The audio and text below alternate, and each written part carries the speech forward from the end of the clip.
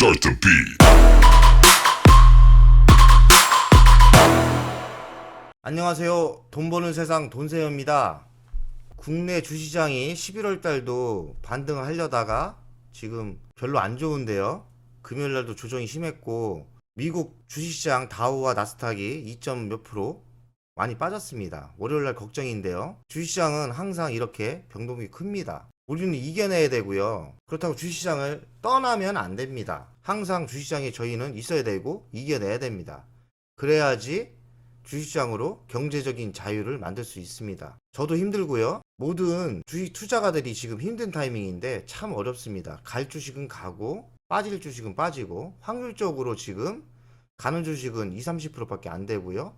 빠지는 주식이 7-80%입니다. 저도 똑같습니다. 제가 투자한 종목에 성공한 거는 LX세미콘과 두산중공업밖에 없는데요. 또 금요일날 두산중공업이 악재를 발표했습니다. 유상증자를 1.5조를 발표했는데 단기적인 악재가 맞고요. 그래서 냉철하게 공부를 해보겠습니다. 유상증자가 어떤 여파가 있고 우리는 어떻게 대처를 해야 되는지 한번 사례도 보고 공부하겠습니다. 두산중공업은 두산이 지주회사고요. 40%를 갖고 있습니다. 두산중공업 아래는 두산 퓨얼셋 수소를 하고 있고 두산 바켓 소형 건설 장비를 하고 있죠. 두산중공업은 유상증자를 금요일 저녁에 발표했습니다. 1.5조고요. 큰 금액입니다. 방식은 일반 공모 방식, 구주주에게 주는 거죠. 한 12.7%를 주주에게 책임을 지라는 겁니다. 주식을 20% 할인받아서 받는 겁니다. 예전가는 18,100원입니다. 예전가는 18,100원이지만 신주 배정 기준일 내년 1월 3일인데요. 1월 3일 날 최종 확정이 될 겁니다. 그리고 상장 예정일 새로운 주식은 내년 3월 4일 날 주식이 나옵니다. 신규 주식수는 8,287만 2,900주. 실권주가 발생할 때는 주간 증권사 전량 인수입니다. 이 이야기는 뭐냐면 이번 유상증자는 100% 성공한다는 겁니다. 두산중공업 경영자들은 좋죠. 1.5조가 돈이 들어오니까요. 그리고 7천억 정도는 빚을 갚으니까 빚도 갚아지고. 근데 주주들은 짜증나죠. 내 돈도 다시 넣어야 되지만 단기적인 악재이기 때문에 주식이 빠집니다. 그렇기 때문에 유상증자는 투자가들에게 나쁜 악재가 맞고요. 무상증자가 호재입니다. 유상증자는 내 돈을 투입해서 주식을 더 받는다. 이렇게 생각하시면 됩니다. 유상증자 1.5조를 어디다 쓰는지 발표를 했습니다. 수소 터빈에 3천억을 쓴다고 하고요. 해상풍력에 2천억, 그리고 SMR 청정수소 연료전지에 3천억 정도, 그리고 채무상환에 7천억 빚을 갚는다는 이거죠. 두산중공업은 20년도에 쫄딱 망할 만큼 힘들었습니다. 그래서 국채은행에 3조 원 수혜를 받았는데 구조조정이 들어간 거죠. 두산중공업은 두산인프라 그리고 기타 자산을 팔아서 20년 9월 달에 2조 500억을 상환했습니다. 빚을 갚았다는 거죠. 남은 돈은 9,470억입니다. 이번에 유상증자하는 7천억을 갖고요. 얼마 전에 두산건설을 50% 이상 매각을 했습니다. 여기서 2,500억을 만들었는데 이것까지 갚는 거죠. 구조조정이 조기 완료됩니다. 구조조정이 조기 완료된다는 뜻은 통제를 안 받는다는 뜻이고요. 남은 유상증자 돈으로 친환경 기업으로 도약을 한답니다. 단기 차입금은 3조 7,851억, 회사채는 8,066억, 장기 차입금은 1,225억, 총 차입금은 4조 7천억 정도입니다. 부채 비율은 많이 갚아서 198%인데 요번에 9,470억을 갚으면 부채율이 더 좋아지겠죠. 한마디로 유상증자를 하면서 회사는 빚도 많이 갚고 회사는 정상화되는 겁니다. 그리고 남은 돈으로 친환경 사업에 투자를 하니 앞으로 미래 먹거리가 좋아지겠죠. 두산중공업은 작년에도 유상증자 발표를 했습니다. 9월 4일날 발표를 했는데 작년에는 1조 3천억 정도 발표했고요. 1조 3천억을 다 빚을 갚았습니다. 신주 배정일은 유상증자 발표는 9월 4일이었습니다. 발표 후 이렇게 조정을 받습니다.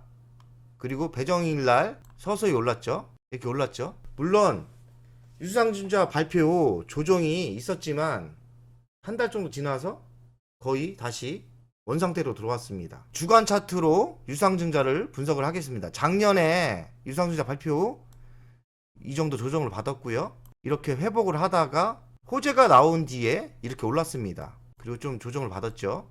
그리고 지금 이렇게 조정을 받은 상태에서 유상증자를 받았습니다. 제가 보기에는 요만큼 조정을 받다가 장기적으로는 다시 원상으로 갈 겁니다. 유상증자의 사례를 보면 기다리다 보면 다시 원상 회복이 되고요. 더 갈 수도 있고요. 그러니까 너무 걱정할 필요 없습니다. 월요일날 빠져도 바로 빠지기 때문에 피할 방법도 없습니다. 그리고 미리 발표도 안 했습니다. 보통 갑자기 발표를 하기 때문에 우리가 대처할 방법은 없어요. 그렇기 때문에 우리는 유상증자 발표는 당할 수밖에 없고요. 이거를 겁이 나서 팔면은 그대로 당하는 거고, 그냥 가져가면 다시 원상 회복할 가능성이 매우 높습니다. 두산중공업은 실적이 매우 좋아지는 단계에서 구조조정을 빨리 완료하느라고 유상증자를 발표했기 때문에 결국엔 다시 회복이 될 겁니다. 두산중공업 재무적 분석을 해보면 이렇게 문재인 정권의 탈원전 때문에 두산중공업 매우 힘들었습니다. 거의 부도갈 정도로 힘들었는데 구조조정을 하면서 올해 대폭 개선되죠. 부채 비율도 이렇게 높게 올라가다가 많이 갚았습니다. 21년 영업이익이 1조가 되는 회사가 왜 유상증자를 했을까? 저는 그렇게 생각합니다. 아마 두산중공업의 회장은 채권단의 구조조정을 빨리 완료하고 통제를 받지 않고 자유롭게 지금 보이는 미래 먹거리에 과감한 투자를 해서 회사를 빨리 키운다, 이런 마음이었겠죠. 하지만 저희처럼 투자가들은 단기적으로 희생을 당합니다. 그리고 돈도 넣어야 되고요. 주주에게는 나쁘지만 두산중공업 회사는 유상증자가 호재죠. 결국은 회사가 좋아지면 저희도 좋아집니다. 그러나 시간이 필요하다는 얘기죠. 회사가 좋아지기 때문에 장기적으로 가져가면 저희는 좋은 가격에 팔 수 있을 겁니다. 그러니까 단기적으로 빠진다 해서 너무 무서워하지 마세요. 두산중공업 가치 분석을 하겠습니다. 시가총액은 11.9조입니다. 두산중공업은 자회사가 두 개가 있는데 두산 피오르셀이 1.2조 가치가 있고 두산 박해위 2조입니다. 합치면 3.2조. 수익 가치로 분석을 하면 영업이익은 1.1조 나오고요. 10배를 했습니다. 그럼 11조 정도 가치가 됩니다. 그럼 이걸 합치면 14조 정도, 거기다 미래 실적을 하면 더 갈 수가 있겠죠. 기업 가치 분석을 하면 유상증자를 한다고 해도 지금 주식이 저평가이기 때문에 미래 실적까지 보면 상승할 여력이 있기 때문에 단기적으로 유상증자는 나쁘지만 장기적으로는 나쁠 게 없을 것 같습니다. 두산중공업의 유상증자를 우리는 어떻게 대비하고 어떻게 대응해야 될까요? 이게 사실 발표 우리가 알기 때문에 대응할 방법이 별로 없습니다. 첫날 빠지면 엄청 겁나고 무섭고 짜증나죠. 장기적으로 보면 회사는 좋아지기 때문에 단기적으로는 유상증자가 악재가 맞고 장기적으로는 호재이진 않지만 회사는 좋아집니다. 남은 돈으로 신원전, SMR에 미래먹거리에 투자를 하기 때문에 회사는 2년, 3년 뒤에는 회사는 많이 좋아질 겁니다. 빚도 많이 갚았기 때문에요. 제가 한 달 전에 두산을 추천했습니다. 두산중공업보다는 두산이 저평가이기 때문에 옮겨 타자. 저도 계획은 잡았지만 두산중공업이 아쉬운 가격 때문에 40% 매도 후 60%는 매도를 못했고 지금 가지고 있습니다. 수익률은 한 70% 났는데요. 물론 유상증자 발표 제가 보기에는 8%에서 10% 월요일날 빠질 건데 많이 빠져봤자 한 20% 조정이 있을 거예요. 저는 그래도 이익일 것 같은데 유상증자를 받을 생각이고요. 좋은 가격이 온다면 매도 후 두산 우선주로 사서 배당받는 안전한 투자를 할 계획입니다. 여러분들도 두산중공업을 너무 나쁜 가격에 팔지 마시고 여유가 있다면 기다렸다가 좋은 가격에 매도 후 더 좋은 주식, 신원전에 관심이 많다, 수소에 관심이 많다 그러면 두산중공업보다는 두산 우선주로 장기적으로 가면 배당도 받고요. 배당이 2,000원에서 5,200원 예상하는데요. 배당 수익률이 5%에서 7% 정도 됩니다. 여러분들도 앞으로 주식 투자를 즐기면서 하려면 배당 투자를 잘 보고 투자를 해야 됩니다. 그래야 장기 투자가 가능하고요.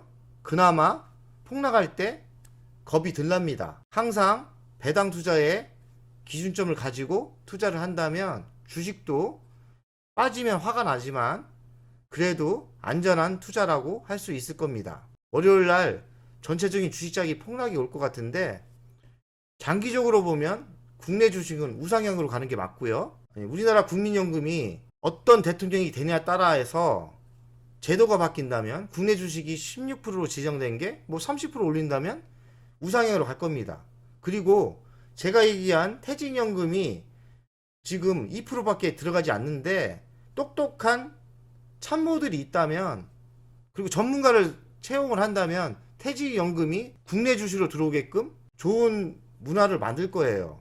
그렇다면 미국처럼 만선에서 3만선 가는 우상향으로 가는 좋은 시장이 국내 시장도 올 거라고 예상을 합니다. 그러니까 희망을 가지시고요. 지금 국내 주식 다 포기하시고 미국으로 가시는 분이 있는데 미국 시장 좋습니다. 하지만 역발상으로 생각하면 저는 미국 주식보다 국내 주식이 100번 유리하고요.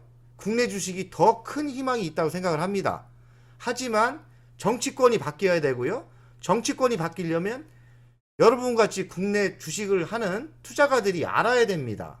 그래야 우리가 계속 청와대에 신청을 하고 이렇게 바뀌어야 된다고 얘기를 하죠. 하지만 분명한 건 그 시대가 분명히 옵니다. 점점 주식 투자가는 많아지고 점점 주식에 대해서 어떻게 하면 국내 주식이 안전하게 투자를 하고 이런 세상이 올 게 분명하니까요. 미국처럼 따라하면 됩니다. 우상향으로 갖고 있고 슈퍼 401k 퇴직연금 제도가 안전하게 기반을 다져주니까 우상향으로 가고 전 세계에 돈이 옵니다.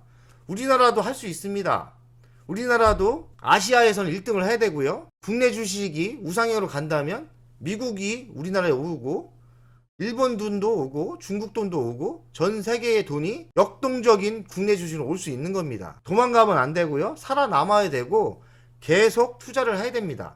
그러니 절대 망하지 않게 철저한 준비와 장기적인 마인드로 투자를 한다면 저희는 주식 투자로 경제적인 자유를 만들 수 있습니다. 23년 한 돈세형과 같이 한번 만들어 봅시다. 저도 아직까지는 경제적인 자유를 못 만들었는데요. 맨손으로 제 자본을 만들었는데 주식 투자로 하면서 서울에 아파트도 사고 몇십억 자산이 있습니다. 제가 이렇게 끝까지 싸우고 힘든 주식시장에서 이겨냈기 때문에 이 정도 자산이 있는 겁니다. 월급만 바라보고 도전을 안 했다면 제가 이 위치에 있겠습니까? 또 위기가 오는데요. 이겨내야죠. 뭐 한두 번 해봅니까? 위기를 이겨내면 좋은 열매가 또 옵니다. 여러분들 저처럼 끝까지 싸우고 이겨내면 큰 열매가 돌아옵니다. 그리고 국내 주식 매우 좋습니다. 아주 좋은 거예요. 역발상으로 생각하면 국내 주식 매우 좋습니다. 희망을 가지시고 용기를 냅시다. 월요일날 하루 빠지면 빠져라. 나는 버틴다. 그리고 장기적으로 결국엔 3천선, 5천선, 만선 간다. 이렇게 투자 마인드를 가지고 있으면 저희는 언젠가 경제적인 자유를 만들 수 있습니다. 경제적인 자유를 만들기 위하여 용기를 내시고 버티시다. 화이팅!